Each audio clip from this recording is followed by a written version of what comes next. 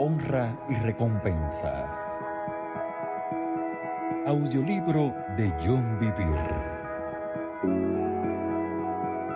Cómo atraer el favor y la bendición de Dios. Honra y recompensa.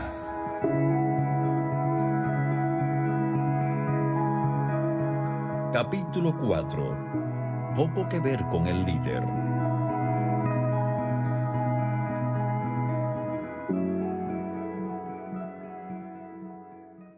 En los primeros 3 capítulos hemos cubierto grandes cantidades de pasajes bíblicos a fin de establecer el rol vital de la honra a la hora de recibir de Dios. Para resumir rápidamente, el apóstol Juan nos enseña que vivamos diligentemente de manera que recibamos una recompensa completa. El que él escriba concretamente galardón completo nos dice que hay también un escenario de recompensas parciales y de ninguna recompensa. En el ministerio de Jesús hemos visto que hubo algunos que recibieron recompensa completa, otros parcial y otros no recibieron recompensa, y todo se reduce a cómo ellos honraron a Jesús.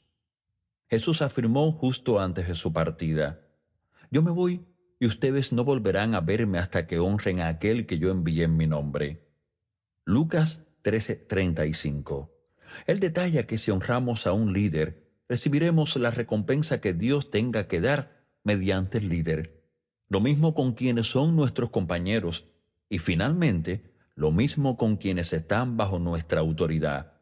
Hablaremos de quienes están en autoridad en primer lugar y luego hablaremos de los otros 2 niveles en posteriores capítulos. Ejemplos de nuestra época. Yo personalmente conozco a ministros que viajan mucho para predicar el Evangelio. Los primeros que me vienen al pensamiento son el equipo de esposo y esposa T.L. y Daisy Osborne. Lisa y yo tuvimos el privilegio de servirles en numerosas ocasiones a mediados de la década del 80. En aquellos tiempos trabajaba para una iglesia de 8,000 miembros y mi tarea era ser el anfitrión de todos los oradores invitados. Los Osborne vinieron en varias ocasiones, así que pudimos pasar bastante tiempo con ellos. Llegamos a ser buenos amigos y frecuentemente nos escribíamos y hablábamos por teléfono.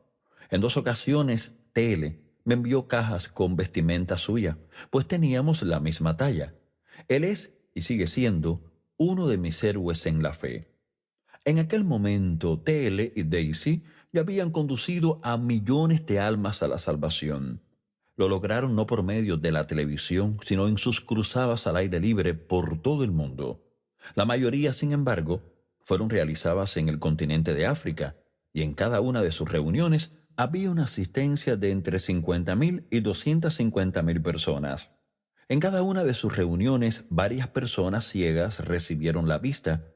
Personas que habían llegado sin ninguna visión en absoluto se fueron con la capacidad de ver. Pero eso es solo la punta del iceberg. Cientos de oídos sordos fueron abiertos, muchísimos fueron sanados de enfermedades incurables. Numerosas personas que eran paralíticas y las llevaban a las cruzadas acostadas en camillas, se iban caminando y llevándose sus camillas a casa. El hermano Osborne ha escrito muchísimo para compartir los notables milagros de sanidades que han sucedido en sus reuniones al aire libre, especialmente en África. Una de las historias más conmovedoras que le recuerdo compartir con nosotros tenía que ver con una señora que fue a ver a Daisy entre las reuniones que llevaban a cabo en una cruzada en África. Ella llevaba un bebé muerto en sus brazos. El bebé estaba envuelto por completo en una manta, incluso su cara. La madre le dio el bebé a Daisy y le pidió por medio del intérprete que por favor orase por su hijo para que pudiera vivir. Daisy tomó en sus brazos el cadáver envuelto y comenzó a pronunciar una sencilla oración. Unos momentos después sintió movimiento y tos bajo la manta. Abrió la manta y ahí mirándolo fijamente estaba el bebé vivo.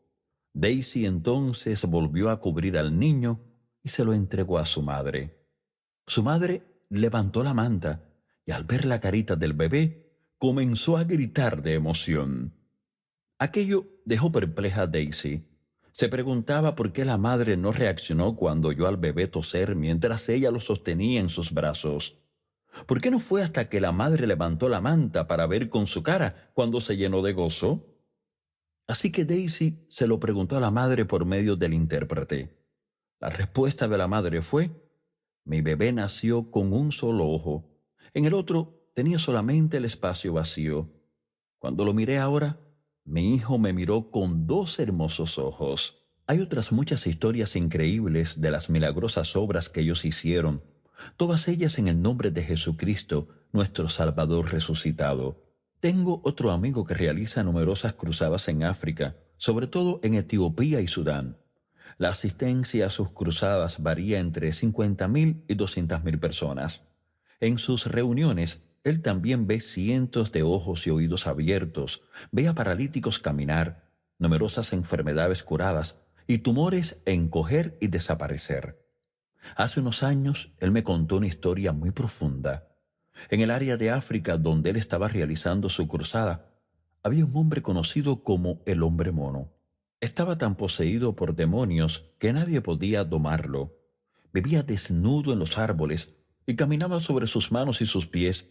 Sus manos estaban tan endurecidas como sus pies. Algunos de sus conciudadanos que se preocupaban por él lo ataron y lo llevaron a la reunión. Mi amigo me dijo: John, yo solamente estaba predicando a una gran multitud y de repente vi a un hombre elevarse en el aire. Debieron de haber sido unos 2 metros y luego caer al piso repentinamente. No se movía. Yo pensé que estaba muerto. Al día siguiente, él estaba en mi plataforma vestido con un traje y testificando cómo Dios lo había liberado. Era el hombre mono. Luego él me habló de que la multitud pasó de miles a cientos de miles, porque el hombre mono era conocido en toda la zona. Las masas querían oír la palabra de Dios que liberó a aquel prisionero de las potestades demoníacas. Podría relatar numerosas historias de hombres y mujeres que ven ese tipo de obras milagrosas, en especial en África. Sin embargo, el punto es que esos mismos ministros regresan a Estados Unidos u otros países occidentales. La misma persona, el mismo mensaje, la misma unción, la misma técnica ministerial, y sin embargo, solo son sanados algunos dolores de cabeza, dolores de espalda o algunos casos de artritis en sus reuniones. ¿Por qué? Gira en torno a la honra. Estos amigos de los que hablo son tratados en algunos de esos países con muy alta estima. Son vistos como hombres y mujeres enviados por Dios y son tratados como realeza. Usted es el hombre de Dios, ¿verdad? En unas cuantas ocasiones, también yo he ministrado en África, en países como Kenia, Zimbabue, Angola y otros. Con frecuencia casi me siento incómodo con el modo en que me tratan, no para descrédito de ellos, sino para mi nivel de comodidad. Ellos me tratan como tratarían a un rey. Mis anfitriones me llevan a sus mejores hoteles, y yo sé que eso supone un gran esfuerzo económico para ellos. No me dejan que yo lleve nada, ni siquiera mi Biblia. Me dan la mejor comida y sus mejores personas me sirven. Recuerdo que en una ocasión, después de predicar a varios miles de personas, me llevaron a una habitación con acondicionador de aire. Pocos en las reuniones habían experimentado nunca el aire acondicionado. Una mujer, rodeada por otras que estaban allí para servir, llegó y se arrodilló ante mí con su cabeza agachada y sacó un gran recipiente mientras otra mujer llevaba un cubo de agua para lavar mis manos y mis pies. Después de lavarme las manos, otra agarró una toalla que llevaba sobre su brazo y me la secó. Ellas me estaban dando lo mejor, me estaban honrando. Cuando aquella mujer se arrodilló ante mí, yo estaba incómodo. Pensé, yo mismo puedo lavarme las manos, ustedes no tienen por qué hacer esto. Entonces fue como si el Espíritu Santo me advirtiera con firmeza: ni siquiera pienses en negarte a que lo hagan, deja que te sirvan. Existe una diferencia entre la honra y la adoración. Por toda la eternidad adoraremos solamente a nuestro Dios, Señor y Rey. Sin embargo, para siempre daremos honra a quien honra merezca. Es el protocolo adecuado en el reino de Dios. Recuerdo en la década del 90 tener el privilegio de hablar al liderazgo de un apóstol muy conocido. Este hombre tiene más de 5 millones de personas en las iglesias que supervisa. Sus iglesias están en 18 países diferentes en el continente de África. Cada mes de febrero, él reúne a 6.000 pastores principales. Ningún pastor asociado es invitado y les pide a los líderes en América y otros continentes que asistan y se dirijan a sus pastores. Fue una de las unciones más fuertes bajo la cual recuerdo haber operado en toda la década del 90. Prediqué literalmente como un hombre de otro mundo. La presencia de Dios era increíble. Entre reuniones me servían de un modo similar al que acabo de describir. Después de que la persona se alejara, este líder me miró y dijo: «Ve a la persona que acaba de hacer eso por usted. Él es el presidente de la CIA de todo el país». Yo quedé totalmente asombrado. Después de recuperar mi compostura, pronuncié con incredulidad: «¿Y él hizo esto por mí?». No podía creer que alguien de esa importancia hiciera un servicio tan sencillo por mí. Yo debería ser honrado por sentarme en su presencia, sin hablar de que él me sirviera. Este gran apóstol se me quedó mirando con una mirada de perplejidad y dijo: «Usted es el hombre de Dios, ¿verdad?». Yo pensé: nosotros los estadounidenses sencillamente no lo entendemos. ¿Cómo es recibido un mensajero? He estado viajando y ministrando la palabra de Dios por más de 20 años. He observado coherentemente que los lugares donde es más fácil ministrar, el mayor impacto y milagros, más fácil predicar y la presencia de Dios más fuerte, están en varios países en desarrollo, prisiones y bases militares. ¿Por qué? Porque generalmente ellos muestran honra y respeto por la autoridad. Recuerdo cuando descubrí que realmente no tenía nada que ver conmigo como ministro, sino más bien con la recepción de las personas. Yo debía hablar en una iglesia en la parte sureste de los Estados Unidos. También situada en aquella comunidad estaba la prisión de máxima seguridad del estado, que tenía unos 150 hombres. El pastor principal de la iglesia era también el capellán asistente de la prisión. Él me preguntó si yo consideraría hablarles a los prisioneros el domingo en la mañana. Su servicio comenzaba a las 8 de la mañana y el servicio en la iglesia no comenzaba hasta las 11 de la mañana. Teníamos tiempo más que suficiente para hacer ambas cosas. Yo estuve de acuerdo de buena gana. Más de 100 prisioneros asistieron al servicio aquel domingo. La adoración fue increíble. Los hombres cantaban con todo su corazón. Yo perdí de vista el hecho de que era una prisión de máxima seguridad hasta después del servicio. Cuando le pregunté al líder de alabanza cuánto tiempo tenía que cumplir allí, él tenía mucha claridad en sus ojos y expresión alegre. Yo pensé que me diría que 2 o 3 años. Él me miró con una gran paz y humildad y dijo: «Señor, estoy aquí cumpliendo 3 cadenas perpetuas». No es necesario decir que yo quedé totalmente asombrado.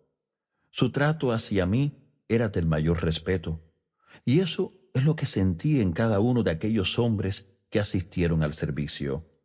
Aquellos prisioneros estaban sorprendidos de que un ministro de otra ciudad tomara tiempo para visitarlos y hablarles de Jesús. La honra que ellos me demostraron fue notable. Yo quedé verdaderamente humillado por su recepción. Una vez que tomé el micrófono aquella mañana, de inmediato comencé a enseñar y predicar como si fuera un hombre de otro mundo. La unción era tan fuerte y la energía tan abundante que yo iba de un lado a otro como si fuera un entrenador de fútbol preparando a su equipo para un partido del campeonato. Los hombres gritaban con entusiasmo. Fue un tiempo estupendo. Yo hablé durante 1 hora, luego el Espíritu de Dios cayó en aquel auditorio y durante la siguiente 1 hora y media sucedieron cosas increíbles. Los hombres fueron salvos, llenos del Espíritu Santo, sanados y llamados al ministerio a tiempo completo. Mi asistente apareció al final del servicio, tomó el micrófono y con lágrimas que le rodaban por sus mejillas, dijo con pasión: si yo viviera en esta comunidad, esta sería mi iglesia. Salimos de la prisión a las 10:30 de la mañana. El pastor, mi asistente y yo estábamos llenos. Todos comentábamos con anticipación lo estupendo que sería el servicio en la iglesia del pastor. Yo dije: este servicio va a ser muy bueno, después del que acabamos de tener. Yo sabía que llegaríamos y que la gloria que había sobre nosotros fluiría en el servicio en aquella iglesia. Nunca olvidaré lo que sucedió. Yo estaba en aquel servicio y apenas podía hablar. La atmósfera era tan dura y opresiva que me vi obstaculizado en mi predicación. Yo pensaba: un momento, hace menos de 2 horas yo estaba hablando y ministrando como un hombre de otro mundo. ¿Qué sucede? No podía entenderlo. No podía crearlo o avivarlo dentro de mí.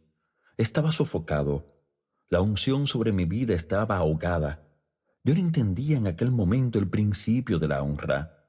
Estaba en el proceso de aprendizaje. Ahora quiero que todos lo conozcan. Pensemos detenidamente en la magnitud de lo que sucedió en aquella prisión.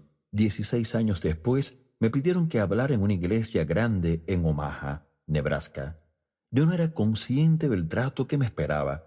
En el primer servicio en que hablé para aquella iglesia, descubrí que el hombre que manejaba la mesa de sonido, que era uno de los miembros del personal de la iglesia a tiempo completo, era el hombre que condujo la alabanza en la prisión aquel domingo en la mañana.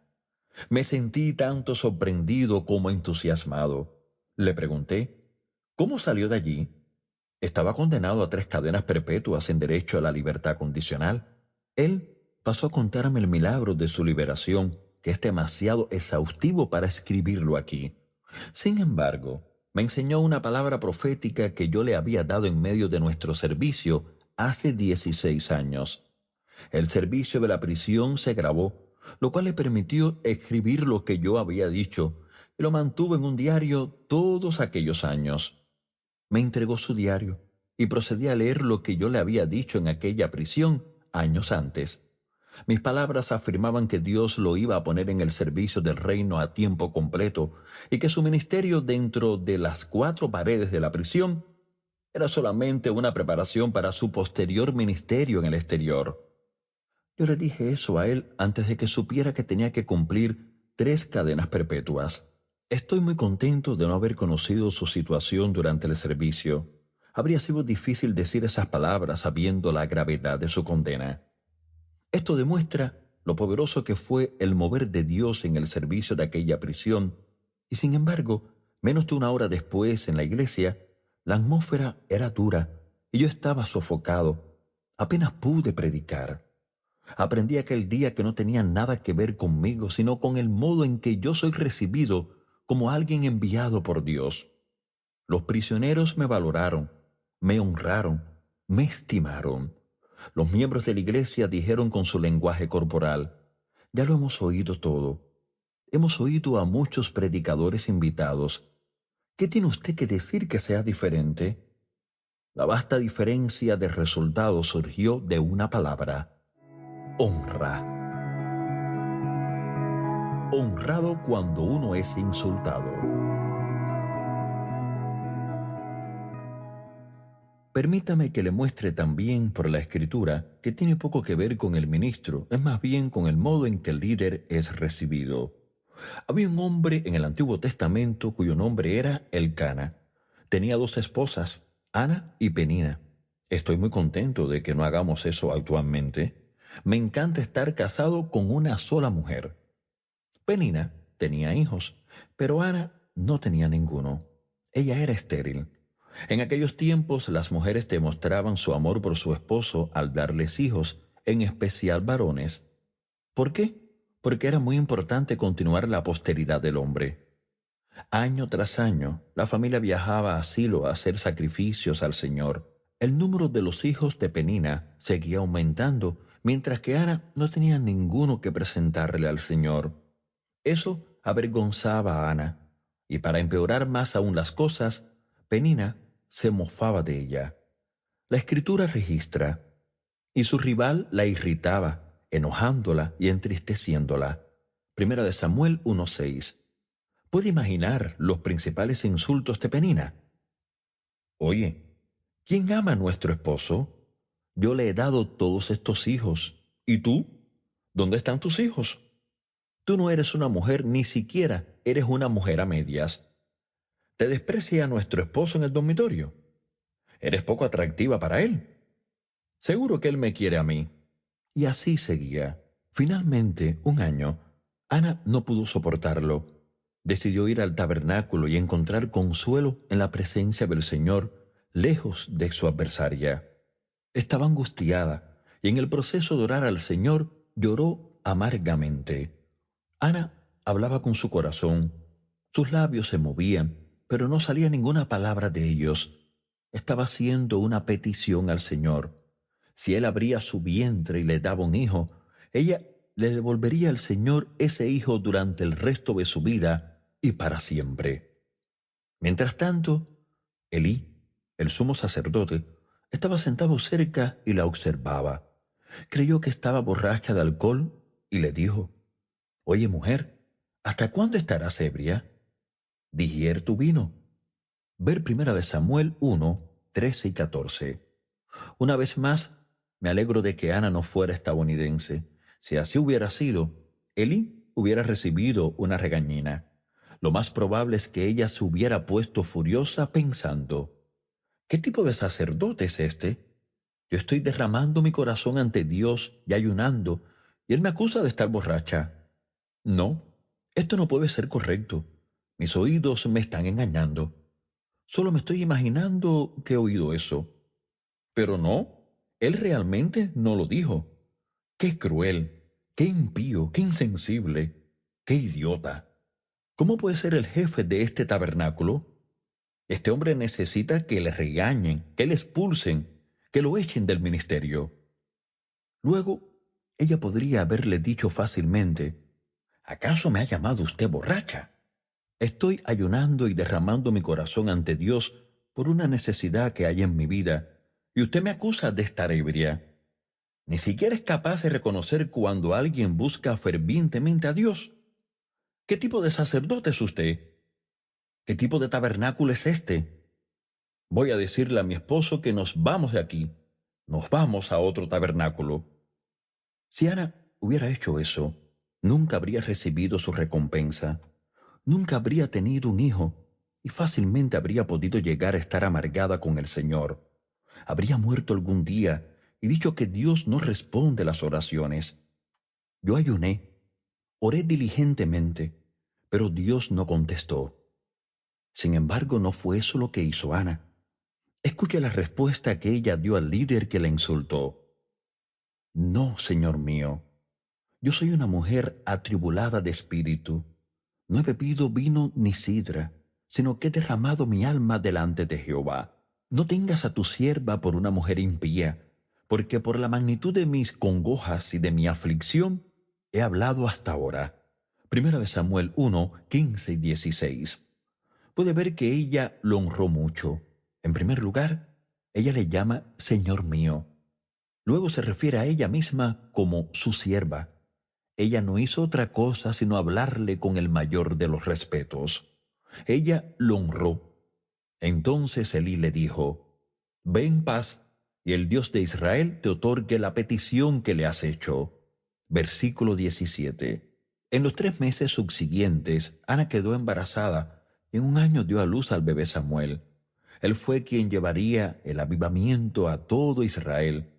Lo que Ana deseaba y oró para recibirlo durante años no fue manifestado hasta que ella honró al sacerdote que la menospreció, de quien Dios dijo más adelante: «Y le mostraré que yo juzgaré su casa para siempre por la iniquidad que él sabe, porque sus hijos han blasfemado a Dios y él no los ha estorbado. Por tanto, yo he jurado a la casa de Elí que la iniquidad de la casa de Elí no será expiada jamás». Primera de Samuel 3:13 y 14. ¡Guau! Eso es algo que usted nunca querrá oír decir a Dios acerca de usted o de su familia. Nada de perdón nunca. Sin embargo, Ana recibe de Dios al honrar a este hombre. tuvo muy poco que ver con lo que Elí hacía, pero mucho con el modo en que Ana recibió al hombre que estaba por encima de ella en autoridad. Si honramos a quienes están por encima de nosotros, recibimos la recompensa que Dios da por medio de la posición que ellos ocupan.